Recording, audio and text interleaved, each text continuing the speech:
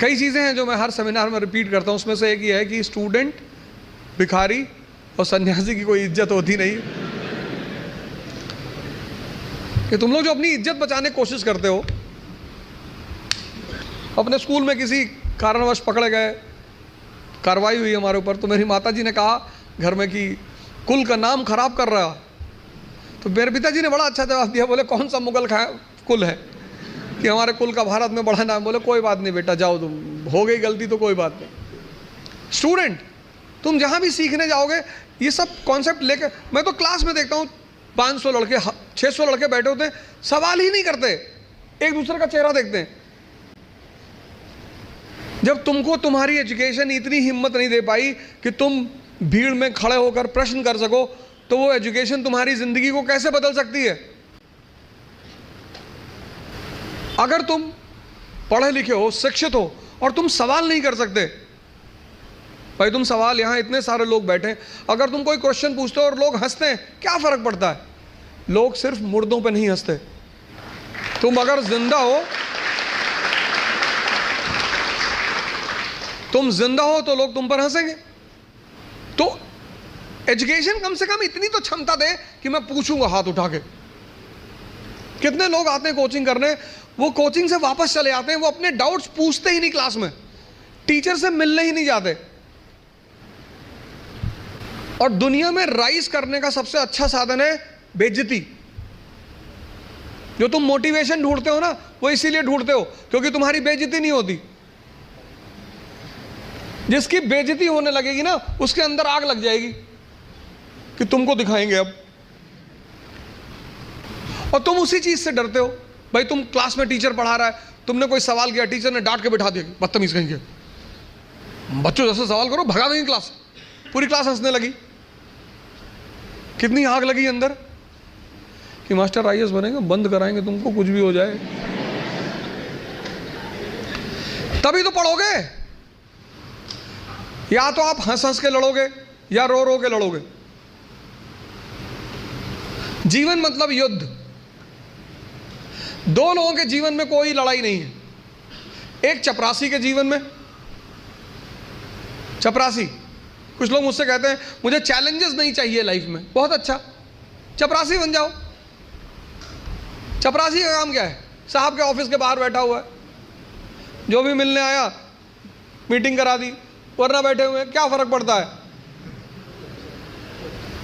और वो भी चपरासी अगर ब्यूरोक्रेसी का है, जुडिशरी का है। भाई राजा से मिलने के लिए जो सबसे अहम आदमी होता है वो यही लोग होते हैं, यही इंफॉर्मेशन देते हैं। साहब कितने बजे आते हैं, साहब कितने बजे आते हैं, कहाँ जाते हैं, गोल्फ खेलने कहाँ जाते हैं। और या फिर जो लोग हरिद्वार चले गए, जिन्होंने कहा भैया हमें नहीं बनना आईएएस, हमें प्रधानमंत्री नहीं बनना, हमें कुछ बनना ही नहीं। आज आप गेरुआ पहन लो, आज आपके जीवन की सारी चुनौती खत्म, क्योंकि आपने मान लिया कि आप इस जीवन की लड़ाई में शामिल नहीं हो। लेकिन जीवन का मजा भी तो यही है। और करना क्या है? भारत आज एक दुनिया का ऐसा देश है जिसके पास सबसे ज्यादा युवा हैं। और भारत आज दुनिया का एक ऐसा देश है जिसके युवा सबसे ज्यादा डिप्रेशन में है। इसीलिए तो बुजुर्ग लोग शादी कर रहे हैं।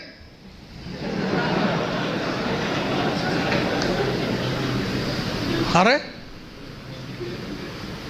नहीं, मैं नाम क्यों लूं किसी आदमी का? पर अखबार तो सारे लोग पढ़ते हैं ना। डिप्रेस आदमी से कौन शादी करेगा? और जीवन की लड़ाई में दो ताकतें बहुत काम आएंगी, एक मन की और एक शरीर की। तुम जब भी ऊपर उठोगे तो ये ग्रेविटी तुम्हें नीचे खींचेगी ना। ऐसे समाज की ग्रेविटी है। हम जब आईएएस की तैयारी करने गए तो हमारे गांव में हर आदमी, मतलब एक साहब तो हंसना शुरू किया उन्होंने, और हंसते हंसते गिर गए वो। उन्होंने हमसे पूछा दिल्ली क्यों जा रहे हो? अब मेरा दिमाग खराब था, मैंने कह दिया मैं आईएएस की तैयारी। बोले आईएएस? फिर वो हंसने लगे और हंसते हंसते वो गिर गए। और उस हंसी का इतना रोल रहा मेरे जीवन में, मतलब उस हंसी ने मुझे एकदम मजबूत कर दिया था कि अब आईएएस ही बनना है। उस दिन मुझे एहसास हुआ कि महाभारत क्यों हुई।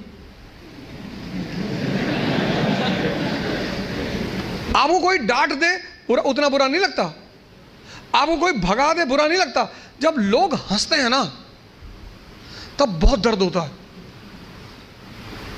लेकिन मेरे पिताजी ने मुझसे कहा कि आईएएस प्रधानमंत्री बनने वाले आदमी। अरे मैंने कहा यार क्यों चढ़ा रहे हो फालतू में। भगवान का आशीर्वाद से आज भी हमारे साथ हैं, और मैं अगर उनसे कोई भी बात कहता हूँ तो तुम्हारे लिए तो कल ही कर लोगे तो। मैंने कहा सोच रहा है हवाई जहाज खरीद लो। अरे ने कहा भैया जी लेने दो। लेकिन उन्हीं की वजह से मतलब आज जहां भी मैं हूं उसमें सबसे ज्यादा योगदान मेरे पिताजी का है।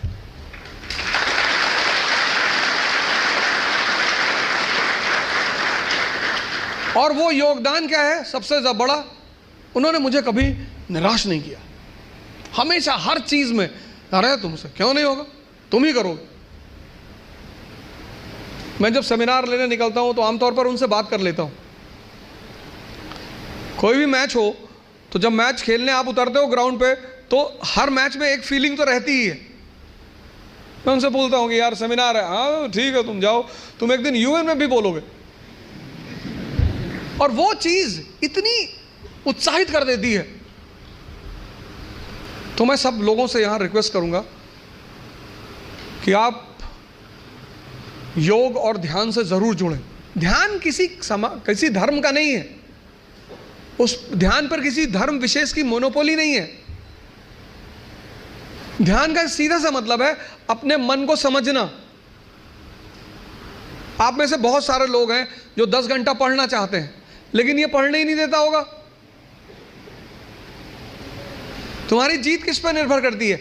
अगर इससे तुम्हारी दोस्ती हो गई और तुम जो करना चाहते हो उसमें ये तुम्हें सपोर्ट करने लगा, या तुम उठे सुबह, तुमने डिसाइड किया कि आज मैं 4 घंटे पढ़ूंगा और तुम्हारा मन तुम्हारे साथ बैठ गया और 8 घंटे बीत गए तुम्हें पता ही नहीं चला, वही तो ब्लेसिंग है।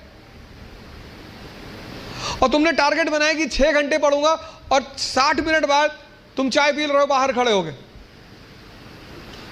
और चाय पी रहे हो तो बुरा नहीं कर रहे हो, चलो अच्छा कर रहे हो। तुम्हारा जो डिस्कशन है, तुम जब भी लोगों से बात करो तुम ये गौर करो कि किस मुद्दे पे कर रहे हो।